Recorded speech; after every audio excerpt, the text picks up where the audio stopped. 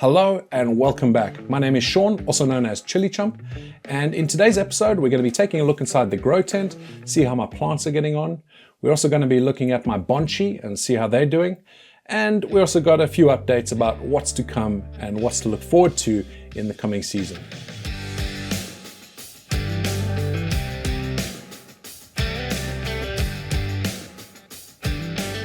These plants are all from the original seeds that I planted back in early January. Most of them are capsicum chenennes, like this guy over here. Look at that beautiful growth. Now that there is just perfect. You want to see that nice compact growth, beautiful green, dark green leaves. And yeah, that's just a perfect plant in my eyes.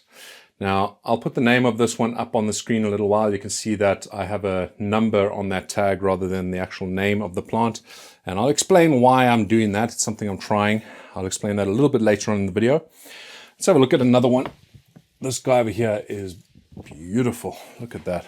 That is just such a stunning example. Such beautiful compact growth. Those leaves are looking lovely. The stem is great as well. Now, I actually put this down to my T5 fluorescent tubes rather than this beast of a light up here. So this is the Mars Hydro TS3000, which is a fantastic light, don't get me wrong.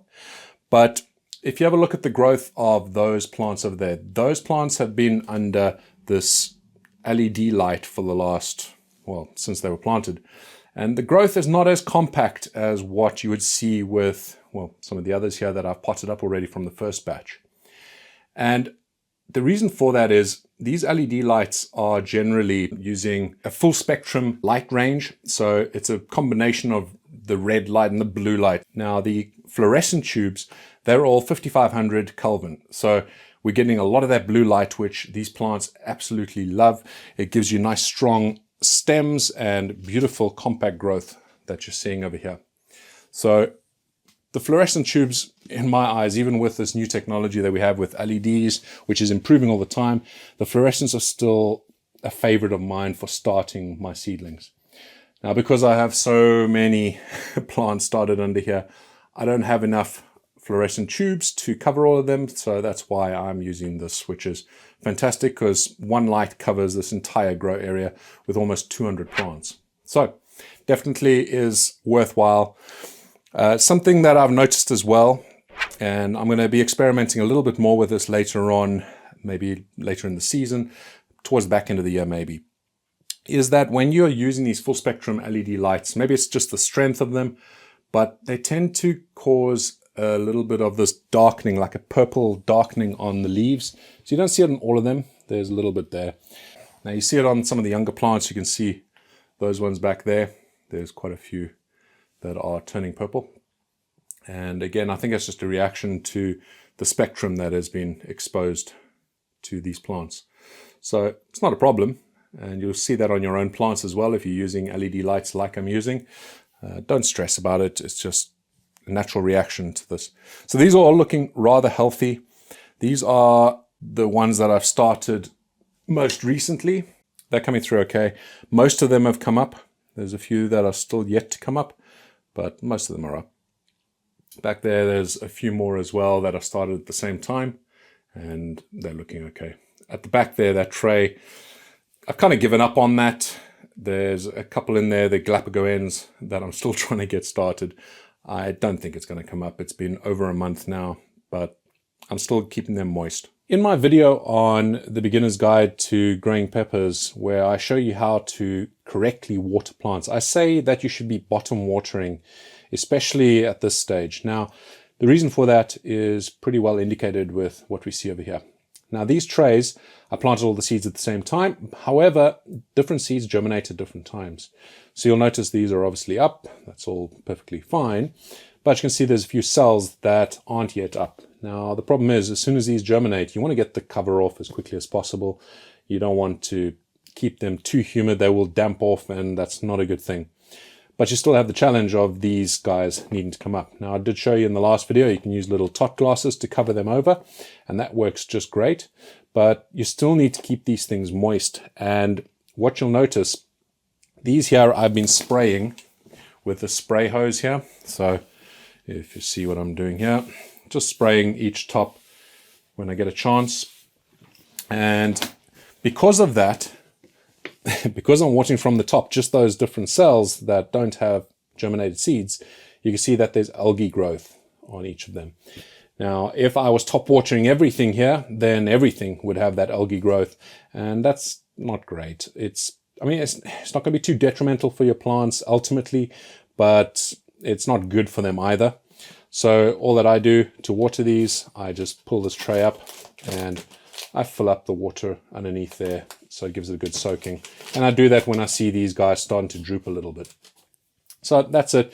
It's just a good indicator to show you why it's a good idea to bottom water. The other reason as well is because you want those roots to be pushing down. You don't want those roots to be sitting at the surface. If you're constantly top watering, those roots will never spread out and go right to the bottom of the cell. And on the flip side of that, obviously, bottom watering is not going to necessarily moisten the top where the seeds are. So yeah, it's a bit of a catch-22, but that's just a nice indicator as to why I like to bottom water. My two bunchies are doing very nicely. This guy over here actually drooped a little bit this morning. I had not watered him for a little while, and unfortunately it is desperate for some water. We can see that it's bushing out quite nicely, actually more so than this. I assumed that this one would bush out a lot more, but this one's doing really well, and it is a gorgeous looking plant. But I'll show you a little time lapse that I created to show you how quickly this recovers. It was in the space of about an hour, and it just recovered perfectly once I gave it some water.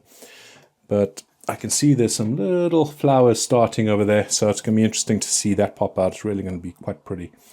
This one here is still surviving. It's doing well. There's a lot of new growth. I can see over here lovely dark green growth. There's still some light green on some of these leaves over here, and I've lost a few leaves as well, but we can see new branches starting off. And yeah, it's going to come together nicely. It's going to take a bit longer, it seems, than this one, but they're both just stunning looking plants, and so nice to have them indoors like this. Every time I go to bed at night, I get to come and have a look and see how they're doing. So really are quite beautiful. Definitely give these a go. If you have got some plants that you're thinking whether you want to overwinter or not, how about turning them into a beautiful bonsai? So yeah, I'm really happy with those.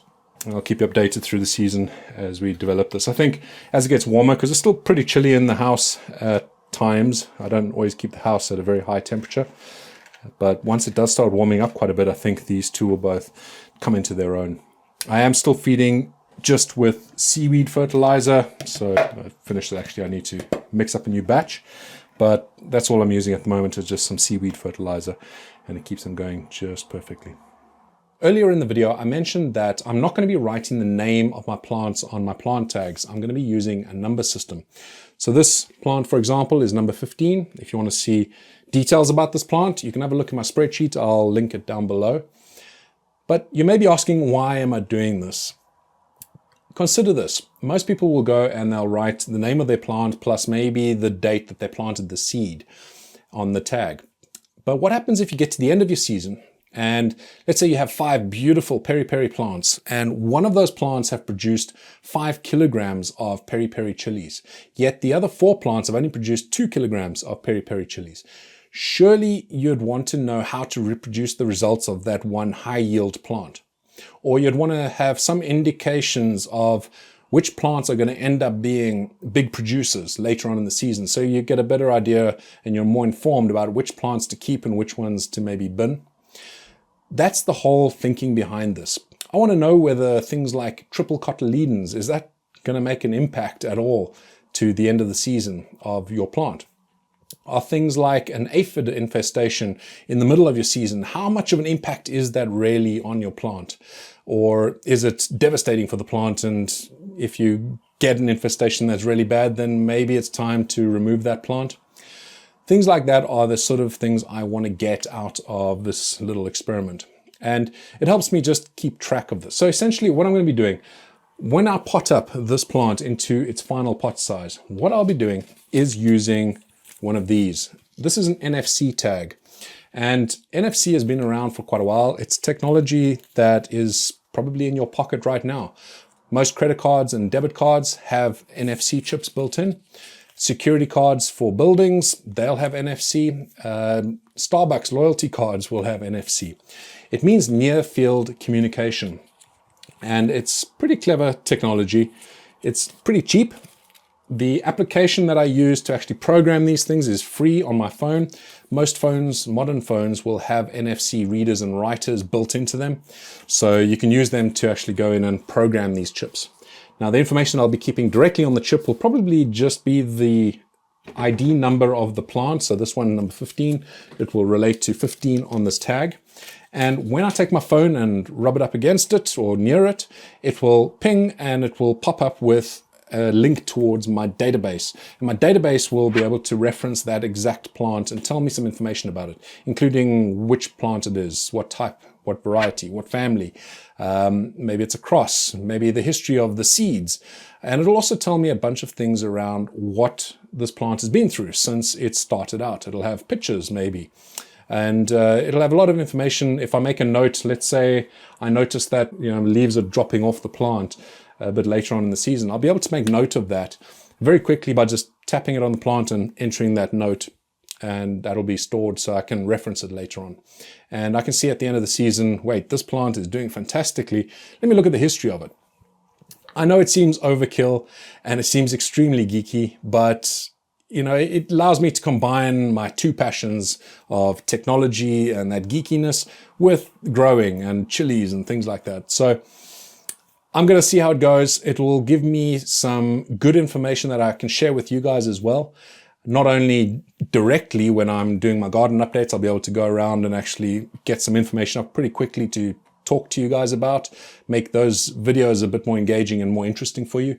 But it'll also allow me to have more informed responses to some of the questions you send me all the time. I get emails and comments and messages on Facebook, Instagram, all over the place about people's concerns with their plants. The big question I've had the last couple of weeks is people's concerns with leaf curl. They're worried that it's an indication that something's wrong with their plant. And it's easy enough for me to say, don't worry about it, because I've seen it happen and I've seen the plants recover just fine. But being able to have some empirical data behind it and actually monitor it through a season to see that, well, this is one of our plants that had leaf curl in the early stages. And look what it's doing now. It's perfectly fine. And I can actually show that sort of thing to you or describe it in my database or things like that. I think that's going to be quite powerful and it will help you guys out. Hopefully there's going to be some interesting insights into what I discover by doing this. It might end up being a complete waste of time, but it's never a waste of time when you're learning something new as far as I'm concerned. And it'll be interesting to see how it develops. I will be sharing a lot of the tech behind what I'm doing, including what I'm doing with the NFCs, the database that I'm creating, the website that I'm going to be developing to be able to interact with my phone and be able to do all that stuff. I'll be sharing that on my second channel, ChilliChump 2. So if you are into the more geeky side of things, the more techie side of things, then make sure you subscribe there and you'll see some cool updates coming up over the course of the year. And if you aren't interested in that, you'll still be able to reap the benefits of this at the end of the season. You'll be able to see what insights I've gathered, if any. So that's the reasoning behind why I am numbering rather than writing the names on my plants. What do you think of that idea? Do you think it's completely bonkers, or do you think it's something you might actually want to try yourself? Let me know in the comments below. I still read absolutely every comment. I can't always respond to all of them, but I do read them. I had some news about the Poblano competition. So we have a few Chilli celebrities joining us in the competition. Starr has confirmed that he'll be joining. Peter Stanley as well, and Rob from 7 Pot Club. They're all going to be joining in with the competition, and we'll see how we all get on. It's going to be good fun. The Poblanos that I'm growing, they're still quite small, but I'm not too worried. There's still plenty of time in the season. It's one of the reasons I chose Poblanos, because they don't need a very long season like maybe Super Hots do. So it should give everyone a fair chance to actually get an entry into the competition. How are the rest of your seeds doing? Let me know again in the comments below. How has your season started out? I'm always keen to see how you're getting on, and especially with the ChilliChump seed kit. I will be able to start giving a bit more information on the ChilliChump seed kit progress as we go on, but at the moment they're all still quite tiny because I planted them a bit later on than I did my super hots. But they're doing all right, they're alive. I have managed to germinate everything, including the CGN 19198. I think that's the right name. Terrible that it's got numbers in it, but that's the one from the ChilliChump seed kit, the rare one. It took a long time to germinate, just under a month or about a month. I made a note of it in my spreadsheet, but I was really happy to have one pop up. I did a little dance of happiness when it actually popped up because I was worried it wasn't going to come through. Other than that, yeah, my season's got off to a great start. There's a lot of information I can't wait to share with you. It won't be too long now.